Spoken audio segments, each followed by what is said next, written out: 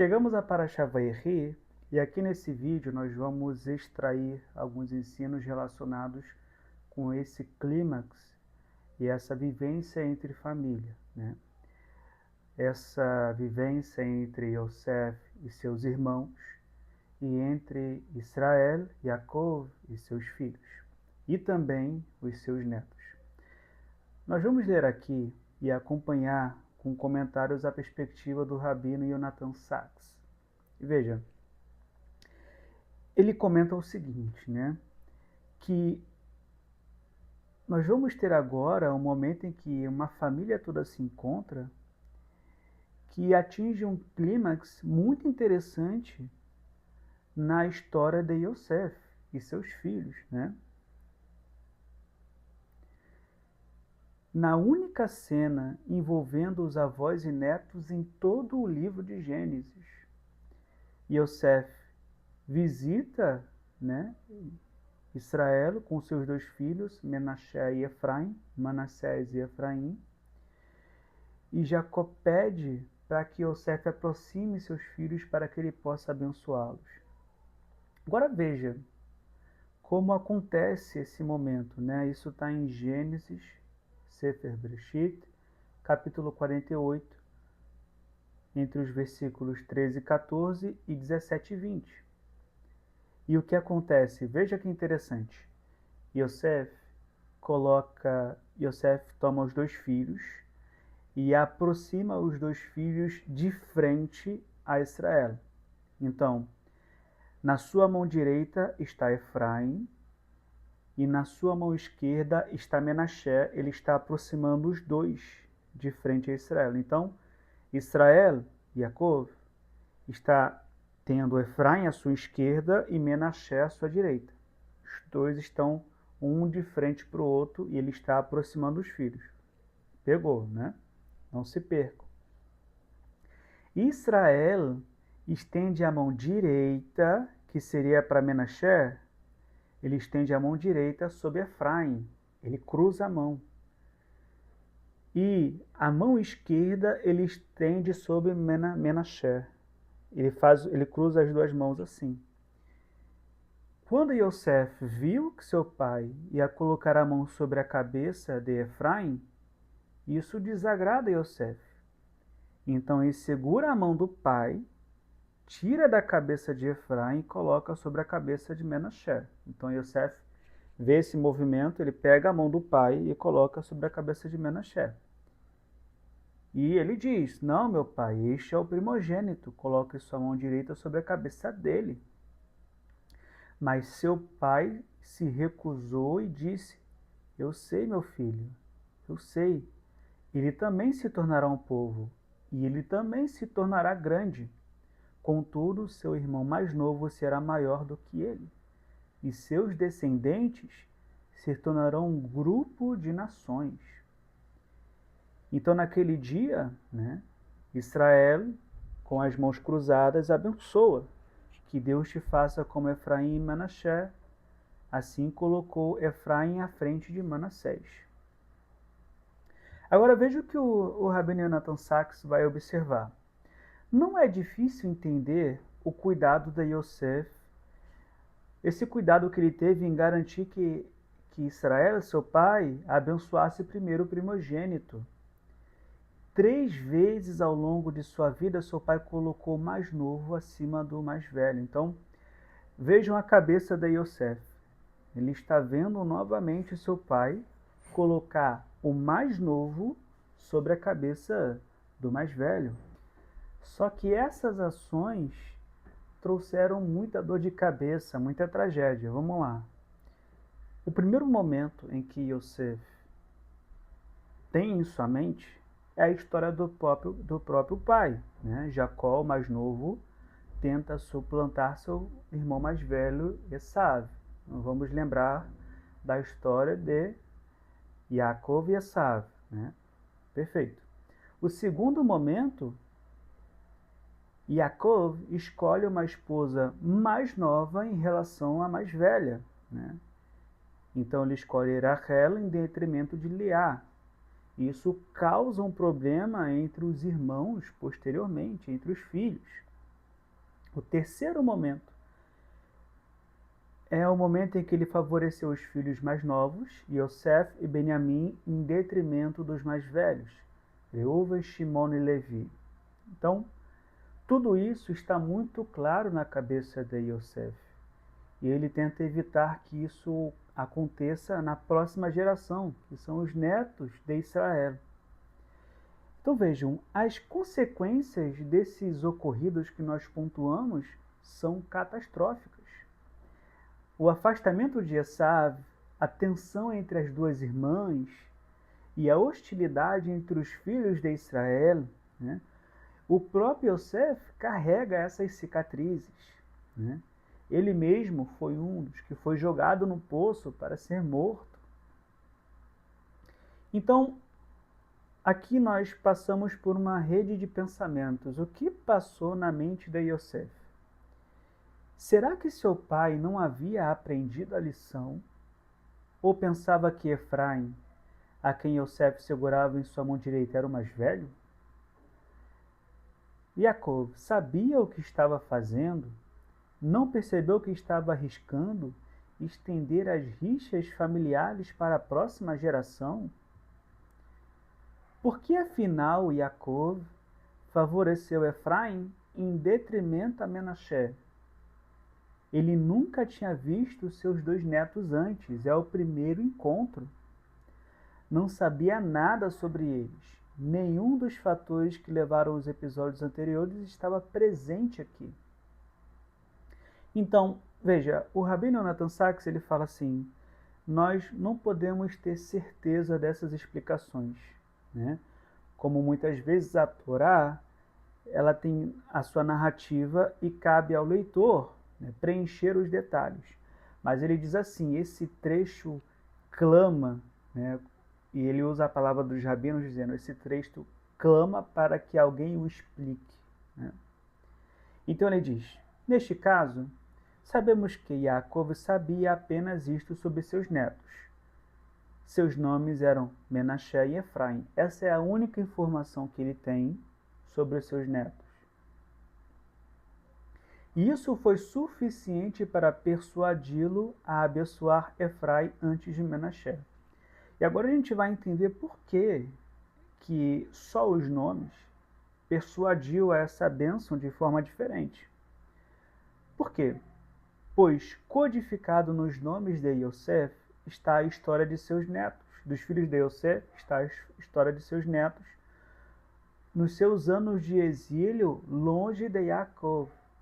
A gente vai lembrar aqui que Yosef ele dá um nome aos seus filhos baseado na sua história, né? Então vejam aqui, em Gênesis capítulo 41, do versículo 50 ao 52, está dito: antes que chegassem os anos de fome, Yosef teve 2 filhos, com Asnat, filha de Potifera, sacerdote de On. Yosef chamou seu primogênito de Menaché, dizendo: Deus me fez esquecer toda a minha aflição e toda a casa de meu pai. O primeiro filho recebe o nome baseado na história de Yosef. O segundo filho chamou Efraim, dizendo: porque Deus me fez frutificar na terra da minha aflição. Ou seja, quando Israel ouve os nomes dos filhos de Yosef, ele tem uma noção do que Yosef passou e de quem ele deveria abençoar. A gente vai ver mais à frente o porquê disso. Com extrema brevidade, a Torá ensinou uma experiência de exílio que se repetiria muitas vezes ao longo dos séculos. A princípio, Yosef sentiu alívio. Os anos como escravo e depois como prisioneiro haviam terminado. Ele havia ascendido à grandeza. Em Canaã, foi o caçula de 11 irmãos em uma família nômade de pastores. Agora no Egito, ele estava no centro da maior civilização do mundo antigo, sendo o segundo em posição e poder atrás apenas do faraó. Ninguém, depois que ele ascende, ninguém lembrava sua origem. Com suas vestes reais, seu anel e carruagem, ele era um príncipe egípcio. Né? O passado era uma lembrança amarga que ele buscava apagar da mente. Então veja, toda essa história está registrada no nome dos filhos. Menaché, que vem dessa palavra naché, né, significa esquecimento. Mas com o passar do tempo, Yosef começou a sentir emoções bem diferentes. Sim, ele havia chegado lá, havia alcançado o poder e a grandeza com que sonhara em sua juventude. Mas, veja o ponto, aquele povo não era o seu povo e não era a sua cultura. Então, nós vamos lembrar da história de Yosef que ele era muito próximo do seu pai. Ele estava sempre perto do seu pai. Então, ele tinha um convívio muito maior com os ensinos que Yaakov passava. Certamente, sua família era, em termos mundanos, comum, sem sofisticação. Contudo, continuavam sendo sua família. Era a essência de quem ele era. Embora não fossem mais do que pastores, uma classe que era desprezada pelos egípcios, Deus havia falado com eles, não com os deuses do sol ou do rio, ou enfim, os deuses que haviam, essas idolatrias que haviam lá no Egito, mas com o Deus Criador dos céus e da terra, que não fez sua morada em templos, nem em pirâmides, falou ao coração do humano como a voz. Quando seu segundo filho nasceu, Yosef havia passado por uma profunda transformação interior. Então nós temos um período da vida de Yosef que ele tem um momento que ele esquece da casa de seu pai, ele ascende à grandeza, só que nesse momento que ele ascende à grandeza, ele começa a se lembrar das suas raízes. E então ele vai ter ali o segundo filho. Certamente ele possuía todos os sinais de sucesso terreno, que é o significado do nome do seu filho. Deus me fez frutificar. Né? Mas o Egito havia se tornado a terra da minha aflição. Então, nós vamos ter esses dois parâmetros ali. Porque Deus me fez frutificar na terra da minha aflição. Então, ele foi frutífero, mas ainda era um local ruim para ele. Por quê? Porque é o que os nossos sábios ensinam. Quando o povo de Israel está fora da sua terra, é um local de exílio. Está fora, longe do seu povo, continua sendo um local de exílio. E esse era o problema. Há uma observação sociológica sobre grupos imigrantes, que quem vai apresentar essa observação é um sociólogo chamado Marcus Lee Hansen. Vejam isso, né? Muito interessante, ele diz assim: a lei de Marcus Lee Hansen, né, de que a segunda geração de imigrantes tende a se afastar de suas raízes culturais, enquanto a terceira geração de imigrantes demonstra um interesse renovado por sua herança e história de origem. Ou seja, vou explicar aqui. Quando um povo vai para um outro local, essa primeira geração mantém uma forte ligação com a sua cultura e origem, línguas e costumes, da onde eles vieram. A segunda geração, né, desses filhos desses imigrantes buscam ativamente se integrar à sociedade dominante, muitas vezes rejeitando ou minimizando a cultura de seu país. Então, isso acontece na perspectiva do sociólogo Marcus Lee Hansen, a segunda geração. Já a terceira geração, que são os netos dos imigrantes, já totalmente integrados e seguros de seus estatutos na nova sociedade, olha para trás com curiosidade e orgulho, buscando redescobrir e valorizar suas raízes e história familiar. Então isso acontece dentro de 3 gerações de uma família que vai para um outro local. Yosef passou por essa transformação, por essas 3 transformações rapidamente. Ele já estava completo quando seu segundo filho nasceu. Ao chamar esse filho de Efraim, ele estava se lembrando daquilo que, quando Menaché nasceu, ele estava tentando esquecer. Quem ele era, de onde ele vinha e a que lugar ele pertencia. Então, nessa interpretação que o Rabino Yonatan Sachs está trazendo, né, a bênção de Yaakov sobre Efraim em relação a Menaché não tinha nada a ver com suas idades, mas sim com seus nomes. Ele sabia que a estadia de Yosef e a estadia de sua família no Egito não seria curta. Antes de partir de Canaã para ver Yosef, Deus lhe aparece em visão. Isso é Gênesis capítulo 46, do versículo 3 ao 4. O Eterno diz: não tenham medo de descer ao Egito, pois farei de vocês uma grande nação lá.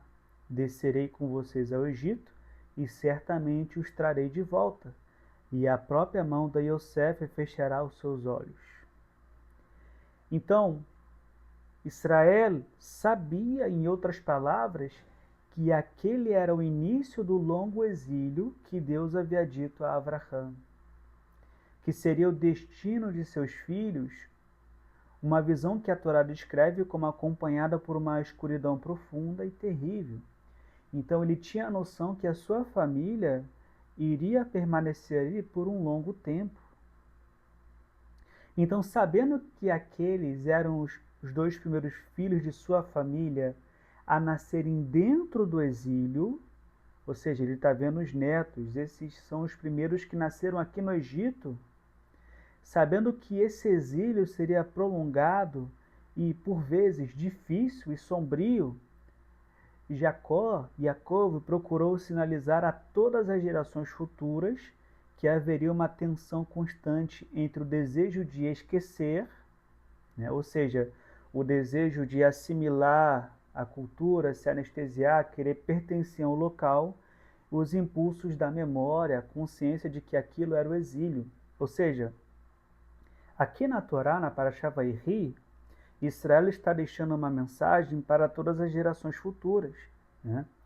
Quando ele inverte as bênçãos, ele está deixando uma mensagem para que o nosso povo não se permita ter o desejo de esquecer as nossas raízes, esquecer a quem servimos, ao Deus que nós servimos, esquecer os mandamentos e querer ser aceito no local onde vivemos, querer a aceitação das pessoas ou querer agradar as pessoas em detrimento da lei do Criador e de que povo nós somos. Pelo contrário, né? Nós precisamos ter a consciência e ser sempre lembrados de onde nós viemos, quem nós somos, a que povo nós pertencemos e a que Deus nós servimos. Então veja, a criança do esquecimento, Menaché, pode ter bênçãos. Ou seja, mesmo que viva nesse ambiente em que a pessoa quer ser aceita, ela vai ter bênçãos, ela vai ser próspera. Mas as bênçãos são maiores para a criança Efraim, que se lembra das suas raízes, se lembra que Deus essa pessoa serve, se lembra em que povo ela pertence, né? E é por esse motivo, né, ainda mais que nós abençoamos as nossas crianças, que Deus te faça como Efraim e como Manassé, para que nós venhamos a perdurar essa ação do nosso patriarca, que não venhamos a esquecer quem nós somos, de onde viemos e, o mais importante, para onde estamos indo. Baruch Hashem, esse era o ensino que eu havia separado para vocês hoje. Espero que tenha crescido e ajudado a cada um de vocês. Shalom, shalom e até o próximo vídeo.